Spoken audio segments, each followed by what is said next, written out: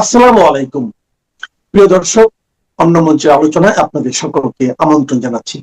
২৪-এর ৫ই আগস্টের পর হরে দরে বাংলাদেশের জেলখানা থেকে ছাড়া পাওয়া জঙ্গিরা নতুন করে দেশটির নিরাপত্তার জন্য মাথা ব্যথা হয়ে উঠেছে। বিস্ময়কর এবং ভয়ঙ্কর তথ্য হলো, বাংলাদেশের এই জঙ্গিরা ব্যাপক বিধ্বংসী আইইডি বোমা বানাচ্ছে। সবশেষ এমন ৩টি বোমা উদ্ধার করেছে পুলিশ ও আইন শৃঙ্খলা বাহিনীর সদস্যরা। গণমাধ্যমের সবশেষ শিরোনাম হলো, এরকম ১০০টি প্রেসার কুকার বোমা জঙ্গিদের হাতে আছে বলে দাবি করছে আইন শৃঙ্খলা বাহিনী। গত ২ বছর ধরে প্রথমে ইউনূসের সরকার, তারপর বিএনপি সরকার প্রকাশ্যে দেশে জঙ্গি নেই দাবি করলেও এখন পরিস্থিতি গুরুতর আকার ধারণ করেছে। দেশের এমন পরিস্থিতির মধ্যে খোদ জাতিসংঘের এক প্রতিবেদনে আরো গুরুতর তথ্য বেরিয়ে আসছে। জাতিসংঘের নিরাপত্তা পরিষদের সবশেষ প্রতিবেদনে বলা হয়েছে, বাংলাদেশে ছোট আকারের ইউনিট বা সেল গঠনের চেষ্টা করছে ভারতীয় উপমহাদেশের আল কায়েদা বা একিউআইএস। প্রতিবেদনে বলা হয়েছে, একিউআইএস বাংলাদেশে ছোট ও বিকেন্দ্রীভূত সেল প্রতিষ্ঠার চেষ্টা করছে। বড় আকারের সাংগঠনিক কাঠামোর পরিবর্তে সংগঠনটি এখন ছোট ছোট ইউনিটের পাশাপাশি সরবরাহ ও অর্থায়নের নেটওয়ার্ক গড়ে তোলার কৌশল নিয়েছে। ২০১৭ সালের পর এই প্রথম জাতিসংঘের নিরাপত্তা পরিষদের এই সহায়ক সংস্থাটি আবারও বাংলাদেশে আল কায়েদার কোনো শাখা বাংলাদেশে তৎপরতা চালাচ্ছে বলে সতর্ক করল। প্রশ্ন হলো, গত ২ বছর ধরে দুটি সরকারের শীর্ষ প্রতিনিধিরা যেভাবে বলে গেছেন জঙ্গিবাদ ছিল বিগত আওয়ামী লীগ সরকারের নাটক, এমনকি জঙ্গি হিসেবে গ্রেপ্তারকৃতদের রাজনৈতিক পট পরিবর্তনের পর উল্টো পুলিশ ও সেনা কর্মকর্তাদের বিরুদ্ধে দায়ের হওয়া মামলার বাদী ও সাক্ষী করেছেন, তারা এখন জাতিসংঘের নিরাপত্তা কাউন্সিলের এই প্রতিবেদনের পর কি বলবেন? বিস্তারিত জানতে চলুন যাওয়া যাক বিশ্লেষণে।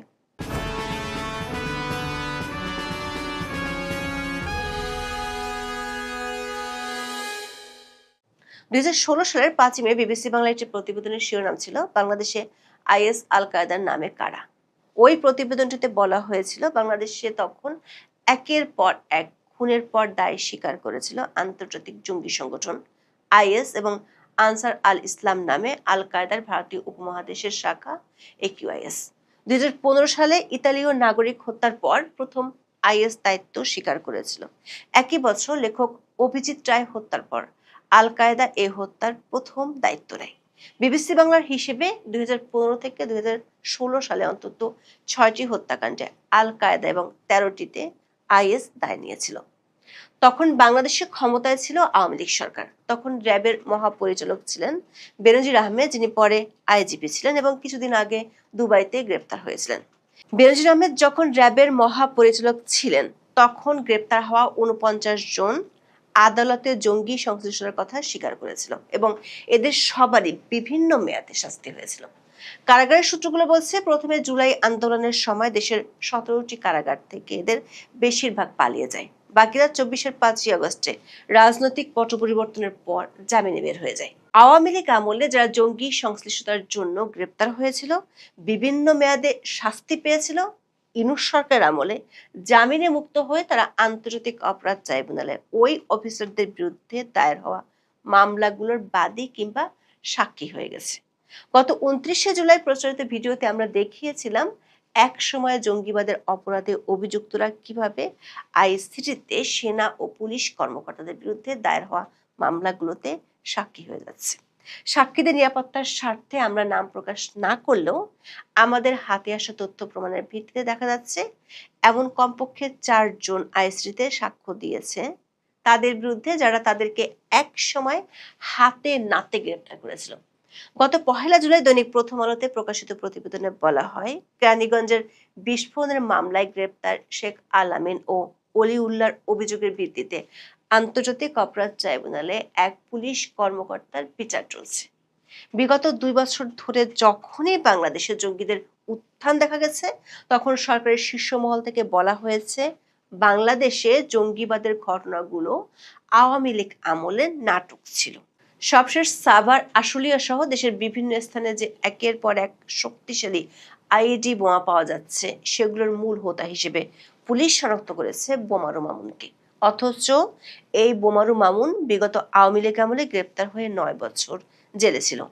তার বিরুদ্ধে আত্মঘাতী বোমা হামলার যথেষ্ট প্রমাণ থাকা সত্ত্বেও 24-এর 5 আগস্টের পর আদালত তাকে জামিন দেয়। বিস্ময়কর হলেও সত্যি, জামিন দেওয়ার সময় আদালত নিজ বয়ানে বলেছিলেন ওই সময় আওয়ামী লীগ সরকার জঙ্গিবাদের নামে নাটক সাজিয়েছিল ফ্যাসিস্ট বিরোধীদের বিরুদ্ধে। অথচ এখন এই বোমারু মামুন পুলিশ আর সরকারের জন্য মূর্তিমান আতঙ্ক হয়ে গেছে।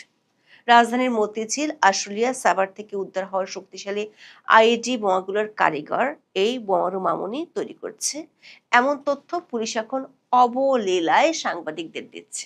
অথচ কিছুদিন আগেও এই পুলিশের শীর্ষ ব্যক্তিরা বলেছিলেন দেশে কোনো জঙ্গি নেই, যা আছে তা হলো ছিনতাইকারী। আর স্বরাষ্ট্র মন্ত্রণালয় থেকে বিদায় নিতে যাওয়া সালাউদ্দিন আহমেদের মতে এগুলো হলো উগ্রবাদ, যেটি ছিল সেটি আওয়ামী লীগের নাটক। এখন প্রশ্ন উঠেছে, দেশে যদি জঙ্গি নাই থাকে তাহলে 2006 সালে মুম্বাই ট্রেনে, 2013 সালে বোস্টন ম্যারাথনে কিংবা 2016 সালে নিউ ইয়র্কে হামলা চালানোর জন্য যে ধরনের প্রেসার কুকার বোমা ব্যবহার করা হয়েছিল সেগুলো বাংলাদেশে কারা বানাচ্ছে?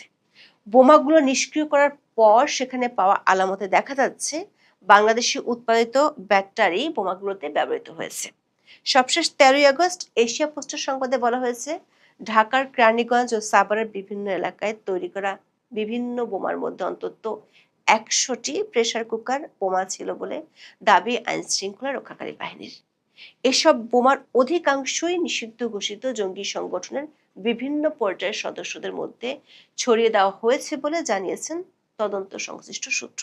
পুলিশ বলছে তাদের উদ্দেশ্য একযোগে পুলিশ সদস্য কিংবা এমন কোনো প্রতিষ্ঠান অথবা জনবহুল স্থানে হামলা করা যাতে দেশ ও সরকার বেকায়দায় পড়ে। এশিয়া পোস্টের খবরটিতে বলা হয়েছে প্রেসার কুকার বোমার বিষয়টি ঘিরে ঢাকা ও আশেপাশের এলাকার সার্বিক নিরাপত্তা নিয়ে খোদ পুলিশের মধ্যে উদ্বেগ তৈরি হয়েছে। বোমাগুলো উদ্ধার করে জড়িত ব্যক্তিদের আইনের আওতায় আনা না গেলে দেশের যে কোনো স্থানে বড় ধরনের নাশকতা ঘটতে পারে। কারণ এই প্রেসার কুকার বোমা দিয়ে বিশ্বের বিভিন্ন স্থানে হামলা চালিয়ে বড় ধরনের নাশকতার ঘটনা ঘটেছে।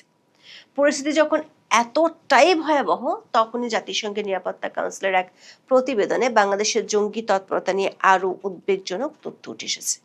জাতিসংঘের নিরাপত্তা কাউন্সিলের সহায়ক যে সংস্থাটি বিশ্বব্যাপী সন্ত্রাসবাদের উপর আরোপিত নিষেধাজ্ঞায় নজরদারি চালায়, তাদের সবশেষ প্রতিবেদনে বলা হয়েছে আফগানিস্তানে আল কায়েদার অবস্থান ও শক্তি এখনো অপরিবর্তিত আছে।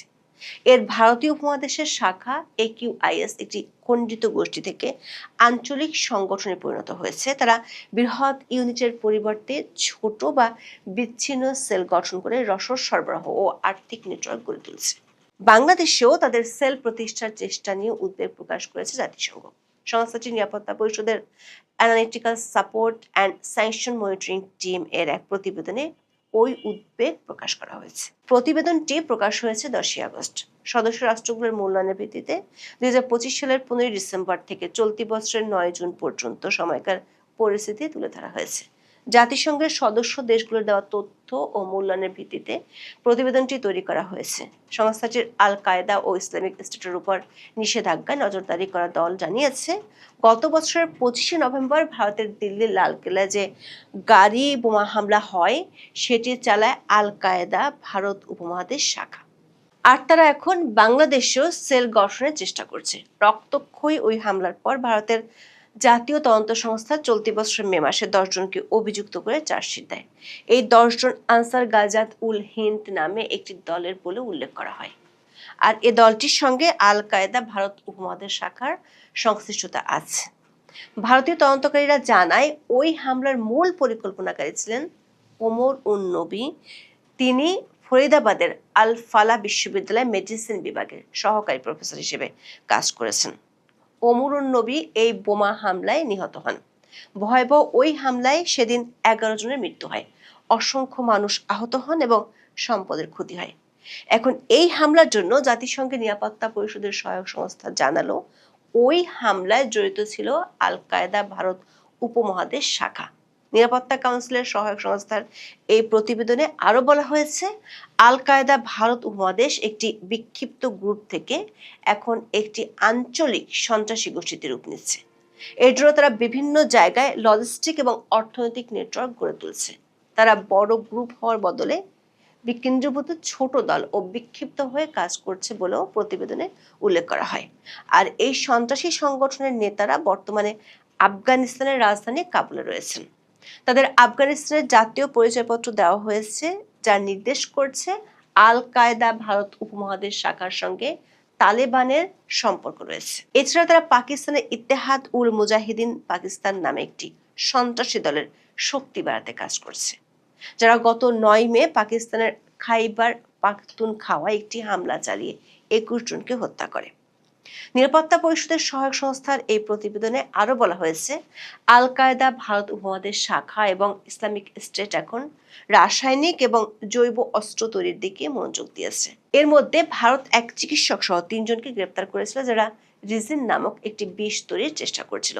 এ প্রসঙ্গে বর্ণনার এক পর্যায়ে বাংলাদেশেও একিউআইএস এর সেল বা ছোট সাংগঠনিক ইউনিট প্রতিষ্ঠার চেষ্টা নিয়ে উদ্বেগ প্রকাশ করা হয়েছে। বলা হয়েছে, সংগঠনটি বাংলাদেশকে নিজেদের স্বার্থে ব্যবহারের চেষ্টা করছে। বিশ্লেষকেরা মনে করেন, জাতিসংঘের নিরাপত্তা পরিষদের সহায়ক সংস্থার এই প্রতিবেদন কেবল দক্ষিণ এশিয়ার একটি সাধারণ রেফারেন্স নয়, বরং বাংলাদেশকে বিশেষভাবে এমন একটি দেশ হিসেবে চিহ্নিত করা হয়েছে যেখানে একিউআইএস সন্ত্রাসী সেল প্রতিষ্ঠার জন্য কাজে লাগানোর চেষ্টা করতে পারে। বিশ্লেষকেরা মনে করেন, জাতিসংঘের নিরাপত্তা পরিষদের সহায়ক সংস্থার এই প্রতিবেদন কেবল দক্ষিণ এশিয়ার একটি সাধারণ রেফারেন্স নয়, বরং বাংলাদেশকে বিশেষভাবে এমন একটি দেশ হিসেবে চিহ্নিত করা হয়েছে যেখানে একিউআইএস সন্ত্রাসী সেল প্রতিষ্ঠার জন্য কাজে লাগানোর চেষ্টা করতে পারে। প্রতিবেদনে বলা হয়েছে, আফগানিস্তান অসংখ্য সন্ত্রাসী সংগঠনকে আশ্রয় দিচ্ছে এবং সেখানে তাদের কাজ করার ক্ষমতা প্রতিবেশী দেশগুলোর জন্য একটি স্থায়ী হুমকি। ফলে বাংলাদেশকে বিচ্ছিন্নভাবে না দেখে একটি আঞ্চলিক সন্ত্রাসী কর্মকাণ্ড হিসেবে এখানে দেখা হচ্ছে। সূত্রগুলো বলছে, আফগানিস্তানের সক্রিয় আল কায়দার ভারতীয় উপমহাদেশ শাখা বা একিউআইএস এর যথেষ্ট তৎপরতা বাংলাদেশে আছে। এই তথ্য প্রথম দেওয়া হয়েছিল 2017 সালে। ওই বছরের 23শে ফেব্রুয়ারি দৈনিক প্রথম আলোতে প্রকাশিত একটি প্রতিবেদনে বলা হয়েছিল, আফগানিস্তানের ন্যাটো বাহিনীর প্রধান জেনারেল জন ডব্লিউ নিকোলসন তখন সরাসরি এই তথ্য জানিয়েছিলেন। তিনি সরাসরি অভিযোগ করেছিলেন, একিউআইএস এর সাথে বাংলাদেশের অনুসারীদের সরাসরি যোগাযোগ আছে। একিউআইএস এর আঞ্চলিক তৎপরতা নিয়ে এক প্রশ্নের জবাবে তখন জেনারেল নিকোলসন বলেন, বাংলাদেশের অস্থিতিশীলতা নিয়ে তারা উদ্বিগ্ন, কারণ বাংলাদেশে একিউআইএস এর প্রচুর তৎপরতার প্রমাণ তারা পেয়েছেন।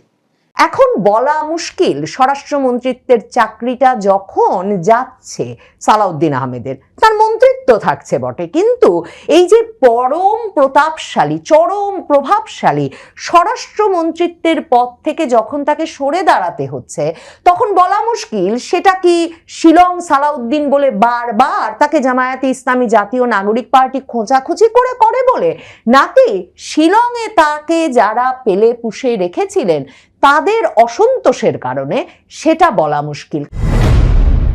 বাংলাদেশের রাষ্ট্রপতি হতে যাচ্ছেন মির্জা ফখরুল ইসলাম আলমগীর, বিএনপির বর্তমান মহাসচিব, বিএনপির বর্ষিয়ান নেতা। সেটা তেমন চাঞ্চল্যকর খবর না হলেও এ খবরের সাথে সাথে যে খবরটা চাউর হয়েছে বিভিন্ন সংবাদ মাধ্যমে, বিএনপির জাতীয় স্থায়ী কমিটির বৈঠকের সিদ্ধান্তের সূত্রে খবরটা দেওয়া হচ্ছে, সেটা হচ্ছে যে স্বরাষ্ট্রমন্ত্রী সালাউদ্দিন আহমেদের স্বরাষ্ট্রমন্ত্রীর পদটা ছেড়ে দিতে হচ্ছে।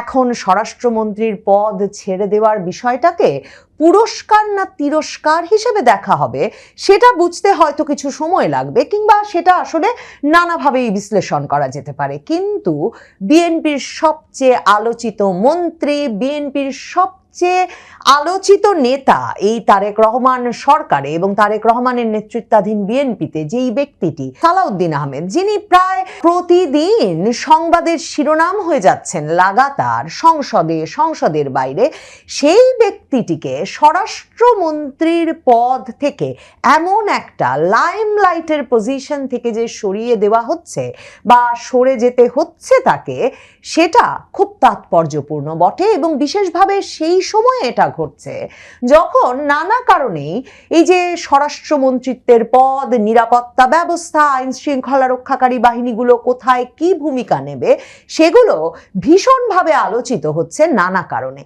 স্বরাষ্ট্রমন্ত্রী সালাউদ্দিন আহমেদ নাকি এই স্বরাষ্ট্রমন্ত্রিত্বের পদ ছেড়ে যে পদটা পেতে যাচ্ছেন সেটা হচ্ছে মির্জা ফখরুল ইসলাম আলমগীরের ছেড়ে যাওয়া পদ, স্থানীয় সরকার মন্ত্রণালয়ের পদ। যখন তারেক রহমানের বন্ধু হিসেবে পরিচিত পাওয়া প্রতিমন্ত্রী শাহে আলম বগুড়ার লোক, তিনি একেবারে বগুড়ার ইউনিয়নের নাম পর্যন্ত তার নামে করেছেন এবং নানা রকম দুর্নীতির অভিযোগ, টাকা বানানোর অভিযোগ তার বিরুদ্ধে আসছে, একেবারে নীরব দর্শকের ভূমিকা পালন করেছেন মির্জা ফখরুল ইসলাম আলমগীর। এখন সালাউদ্দিন আহমেদকে যখন ওই স্থানীয় সরকার মন্ত্রণালয়ে দেওয়া হচ্ছে, সত্যি কি শাহে আলমকে শায়েস্তা করার জন্য দেওয়া হচ্ছে, নাকি একরকমের মির্জা ফখরুল ইসলাম আলমগীরের মতো একজন নীরব বয়োজ্যেষ্ঠ নেতায় তাকে পরিণত করতে সালাউদ্দিন আহমেদকে ওই জায়গাটাতে পাঠানো হচ্ছে, সেটা খুব একটা লক্ষ্য করার মতো বিষয় হয়ে উঠবে বটে। দেখেন, সালাউদ্দিন আহমেদ যে ধরনের অবস্থান নিয়েছিলেন নির্বাচনের আগে এবং নির্বাচনের পরে, সেখানে ওই যে তারেক রহমান ব্যক্তিগতভাবে এবং তারেক রহমান সরকার গঠনের পরে নানা রকম প্রতিশ্রুতি যে রাখেন নাই, মানে একমাত্র ক্ষমতায় চলে যেতে, নির্বাচনটা করে নিতে বিএনপি নানা রকম প্রতিশ্রুতি নানা পক্ষকে দিচ্ছিল, কিন্তু কোনো প্রতিশ্রুতি তারা রক্ষা না করে ক্ষমতাটাকে আরো নিজেদের মধ্যে কেন্দ্রীভূত করার যেসব উদ্যোগ তারেক রহমান নিয়েছেন প্রধানমন্ত্রী হওয়ার পর, সেটার একরকমের নেতৃত্ব দিয়েছেন তার এই বিশ্বস্ত সহচর সালাউদ্দিন আহমেদ। সালাউদ্দিন আহমেদ পুরো ইউনূস আমলটা কিন্তু সংস্কার কাজের নেতৃত্ব দিয়েছেন, কিন্তু যেদিন সংসদে শপথ নিয়েছেন বিএনপির সংসদ সদস্যরা এবং জামায়াতের সংসদ সদস্যরা, সেদিন বিএনপির এই নেতা তারেক রহমানের পক্ষে এসে ঘোষণা দিয়েছেন যে তাদের সংসদ নেতা তাদের বলে দিয়েছেন ওসব সংবিধান সংস্কার পরিষদ হবে না, ওসব সংবিধানের বাইরে থাকা কোনো সংস্কার পরিষদের সদস্য হিসেবে বিএনপি শপথ নেবে না। এই সালাউদ্দিন আহমেদই হচ্ছেন সেই ব্যক্তি যিনি সংবাদ মাধ্যমের সামনে এবং সংসদে দাঁড়িয়ে বলেছেন যে তার নেতা এবং বিএনপি নেতাদের সিদ্ধান্ত হচ্ছে এই যে তারা জুলাই সনদের বিষয়ে রাজি হয়েছিলেন বটে, যাতে ইউনূস সরকার ওই যে নির্বাচনটা অনুষ্ঠান নিয়ে আর ধানাই পানাই না করতে পারে, নির্বাচনটা অনুষ্ঠান করে ফেলে সেজন্যে, কিন্তু তারা আসলে সংবিধানের বাইরে গিয়ে ওই গণভোট অনুষ্ঠানটাকেও সাংবিধানিক মনে করেন না এবং জুলাই সনদকে সংসদের পুরো প্রক্রিয়া অনুসরণ না করে হুবহু একরকমের অনুমোদন করে দেওয়ারও তাদের কোনো পরিকল্পনা নাই। মানে মাথায় বাজ পড়েছে জামায়াত ইসলামী জাতীয় নাগরিক পার্টির। জামায়াত ইসলামী জাতীয় নাগরিক পার্টি বারবার মনে করায় এই সালাউদ্দিন আহমেদ হচ্ছে ভারতের লোক, কারণ তিনি শিলং ছিলেন এই যে শেখ হাসিনা আমলের 9 বছরেরও বেশি সময়। 2015 সালের মার্চে সালাউদ্দিন আহমেদ হঠাৎ করেই একেবারে বিএনপির, তখন তিনি নিয়মিত একটা গোপন জায়গা থেকে বসে বিএনপির কর্মসূচি ঘোষণা করেন, এমন একটা অবস্থা থেকে হঠাৎ করে বিএনপির যুগ্ম মহাসচিব এই সালাউদ্দিন আহমেদ উধাও হয়ে যান 10ই মার্চ। তার পরিবার থেকে অভিযোগ করা হয় যে আইন শৃঙ্খলা রক্ষাকারী বাহিনীর সদস্যরা তাকে তুলে নিয়ে গেছেন এবং এরপর তাকে আবিষ্কার করা যায় ভারতের শিলংয়ে 2015 সাল থেকে। এরপর এই সালাউদ্দিন আহমেদ কিন্তু শিলংয়ের একটা বিলাসবহুল আরামদায়ক সানরাইজ গেস্ট হাউসে বছরের পর বছর বাস করেছেন। সেখানে গিয়ে তার স্ত্রী সন্তানেরা তার সঙ্গে সময় কাটিয়েছেন। বিএনপির রাজনৈতিক নেতৃবৃন্দ শিলং গিয়ে নিয়মিত তার সঙ্গে রাজনৈতিক আলাপ করেছেন। শিলংয়ে বসে রাজনৈতিক কার্যক্রম পরিচালনার মাধ্যমেই কিন্তু এই সালাউদ্দিন আহমেদ জাতীয় স্থায়ী কমিটিতে বিএনপির, মানে বিএনপির সর্বোচ্চ নীতি নির্ধারণী ফোরামে ঢুকেছেন। আর 2023 সালের নভেম্বরে বিএনপি যে ব্যাপক আন্দোলন গড়ে তুলেছিল আওয়ামী লীগ সরকারের বিরুদ্ধে, ঢাকায়, চট্টগ্রাম, খুলনায় বিরাট বিরাট সব জনসভা করছিল, সেই পুরো কাজটা সংগঠনের দায়িত্ব কিন্তু একেবারে ঘোষণা দিয়ে তখন শিলংয়ে নির্বাসিত কিংবা শিলংয়ে সানরাইজ গেস্ট হাউসে বাস করা সালাউদ্দিন আহমেদের হাতে তুলে দিয়েছিলেন লন্ডনে থাকা তারেক রহমান। এখন জামায়াতে ইসলামী জাতীয় নাগরিক পার্টি সংসদের বাইরে জনসভায় কথায় কথায় এটা শোনায় যে বিএনপির 2 প্রধান নেতা তারেক রহমান ছিলেন লন্ডনে, সালাউদ্দিন আহমেদ ছিলেন শিলংয়ে, কাজেই তারা কি করে বুঝবেন যে ফ্যাসিবাদ বিলোপ করতে তাদেরকে কোন ত্যাগ শিকারের মধ্য দিয়ে যেতে হয়েছে, এবং সে কারণে তারা বিশ্বাসঘাতকতা করেছেন ক্ষমতায় গিয়ে জুলাই সনদ, গণভোট এসব আর বাস্তবায়ন করতে চাচ্ছেন না। সালাউদ্দিন আহমেদকে শিলং সালাউদ্দিন নামে ডাকেন তারা। এই সালাউদ্দিন আহমেদ 5ই আগস্টের দ্বিতীয় বার্ষিকী পালনের অনুষ্ঠানে গিয়ে প্রধানমন্ত্রী তারেক রহমানকে মঞ্চে বসিয়ে বলেছেন যে আল্লাহর কি মহিমা যে আমি শিলংয়ে আর আমার নেতা তারেক রহমান লন্ডনে ছিলেন, আমরা ওই দুই জায়গায় নির্বাসিত থেকে রাজনৈতিক কার্যক্রম পরিচালনা করছিলাম, না হলে হাসিনা সরকারের আমরা পতন ঘটাতে পারতাম না। তো তারা নিজেরা যখন শিলংয়ে লন্ডনে বসে রাজনৈতিক কার্যক্রম পরিচালনা করছিলেন, সালাউদ্দিন আহমেদকে স্বরাষ্ট্রমন্ত্রীর পদ ছেড়ে দিতে হচ্ছে যখন, তার কদিন মাত্র আগে তিনি ভীষণ কড়া বক্তব্য রেখেছেন ভারতের বিরুদ্ধে। তিনি বলেছেন যে ভারতের মতো একটা গণতান্ত্রিক দেশ কিভাবে শেখ হাসিনাকে এবং ফ্যাসিস্টের দোসর আওয়ামী লীগের নেতা কর্মীদেরকে ভারতে আশ্রয় দিচ্ছে এবং রাজনৈতিক কার্যক্রম পরিচালনা করতে দিচ্ছে। এই হাসিনা কার্ড যদি ভারত খেলতে থাকে তাহলে কিছুতেই ভারতের সঙ্গে সম্পর্ক স্বাভাবিক হতে পারে না। দেখেন, যেই সালাউদ্দিন আহমেদ নিজে এক রকমের ভারতের আশ্রয়ে প্রশ্রয়ে ভারতে বসে রাজনৈতিক কার্যক্রম পরিচালনা করছিলেন শেখ হাসিনার বিরুদ্ধে এবং সেখানে বসেই সরকারের পতন ঘটিয়ে দিয়েছেন, সেই সালাউদ্দিন আহমেদ এখন হুঙ্কার তুলে ভারতের বিরুদ্ধে বলছেন যে ভারত কি করে গণতান্ত্রিক রাষ্ট্র হয়ে আরেক দেশের রাজনৈতিক দলের নেতাকে সেখানে বসে রাজনৈতিক কার্যক্রম পরিচালনা করতে দিচ্ছে।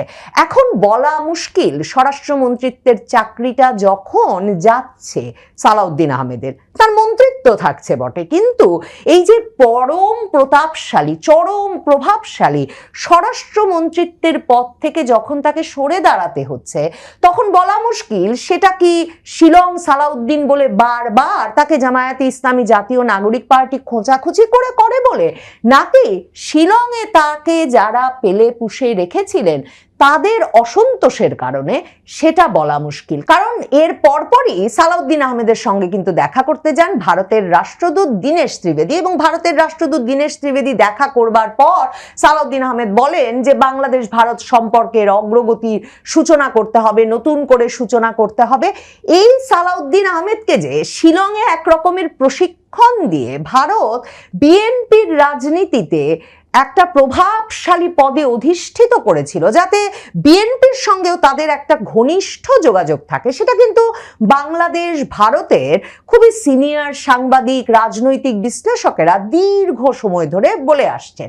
এই শিলং সালাউদ্দিন কিন্তু তারেক রহমান যখন 2025 জুড়েও ফিরতে পারছেন না, পুরো 24 আগস্টের পর থেকেই ফিরবেন বলছেন, কিন্তু এই সালাউদ্দিন আহমেদকে সংবাদ মাধ্যমের সামনে এসে বলতে হচ্ছে বারবার যে তারেক রহমানের নিরাপত্তার জন্য উপযুক্ত পরিবেশ বাংলাদেশে সৃষ্টি হয় নাই। তার মানে ইউনূস সরকার তারেক রহমানকে যথাযথ নিরাপত্তা দিতে রাজি হচ্ছিল না যখন, তখন বারবার সালাউদ্দিন আহমেদ এমনকি লন্ডনে তারেক রহমানের সঙ্গে দেখা করে ঘুরে এসেও বলছিলেন যে জিয়া পরিবারের একমাত্র সদস্য হিসেবে তারেক রহমানের নিরাপত্তা নিয়ে তারা উদ্বিগ্ন এবং তারা মনে করেন না তার ফিরে আসার উপযুক্ত পরিবেশ সৃষ্টি হয়েছে। নভেম্বরের 30 তারিখেও তারেক রহমান ফেসবুক স্ট্যাটাস দিয়ে বললেন মা তখন মৃত্যুশয্যায় যে তার দেশে ফেরার বিষয়টা, সিদ্ধান্তটা তার একক নিয়ন্ত্রণাধীন নয়। তার 9 দিনের মধ্যেই তারেক রহমানের দেশে ফেরার ঘোষণা এলো এবং তার 1 মাসের কম সময়ের ব্যবধানে তিনি বাংলাদেশে ফিরলেন এবং বাংলাদেশে ফিরলেন রীতিমতো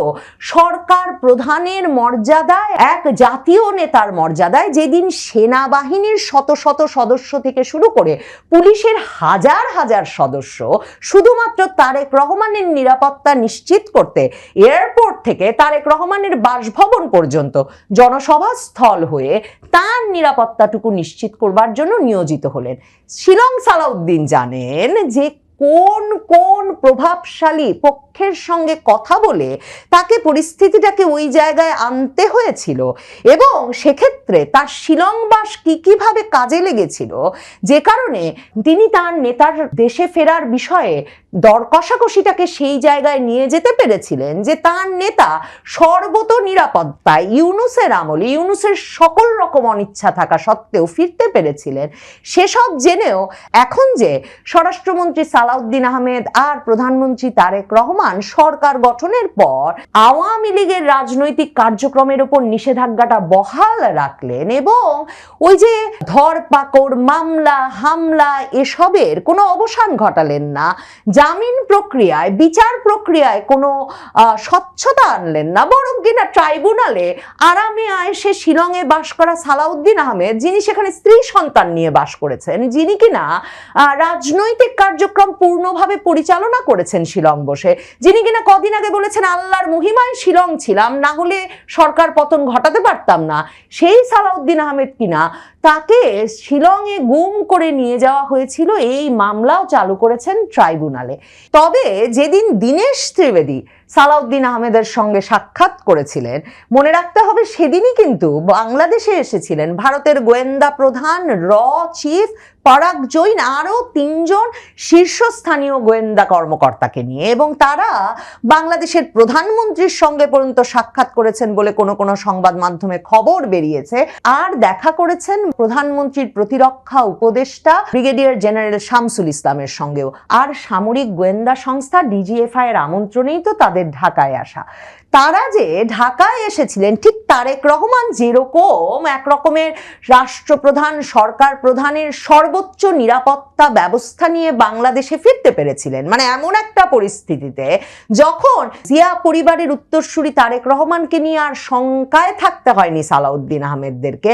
বলা হচ্ছে ওই গোয়েন্দারা বাংলাদেশে এসেছিলেন শেখ হাসিনা যে দেশে ফেরার ঘোষণা দিয়েছেন সেই দেশে ফেরার বিষয়টিকে নিরাপদ করতে। আর তারা ঘুরে যাওয়ার পরপরই কিন্তু ডাক্তার জাহেদ, তারেক রহমানের মুখপাত্র, ঘনিষ্ঠ বিশ্বস্ত সহচর, খাস লোক, তথ্য উপদেষ্টা ডাক্তার জাহেদ সাংবাদিকদের সামনে এসে যেমন বলেছেন শেখ হাসিনা ফিরবেন পূর্ণ নিরাপত্তায়, এসে পূর্ণ নিরাপত্তা পাবেন এবং ন্যায় বিচার পাবেন, ওই একই সংবাদ সম্মেলনে ডাক্তার জাহেদ এটাও বলেছিলেন তারেক রহমান খেয়াল রাখছেন মন্ত্রীদের পারফরমেন্সের দিকে এবং সরকারের বয়স 6 মাস হওয়ার আগেই মন্ত্রী পরিষদে গুরুত্বপূর্ণ রদবদল আসতে পারে, যেসব মন্ত্রীরা পারফর্ম করতে পারছেন না তাদের সরে যেতে হবে। সত্যি শেষ পর্যন্ত স্বরাষ্ট্রমন্ত্রিত্বের পথটা কি তার পারফরমেন্সের নিরিখে যাচ্ছে নাকি অন্য কোনো কারণে যাচ্ছে, সেটা একটা বড় জল্পনার বিষয় হতেই পারে বটে।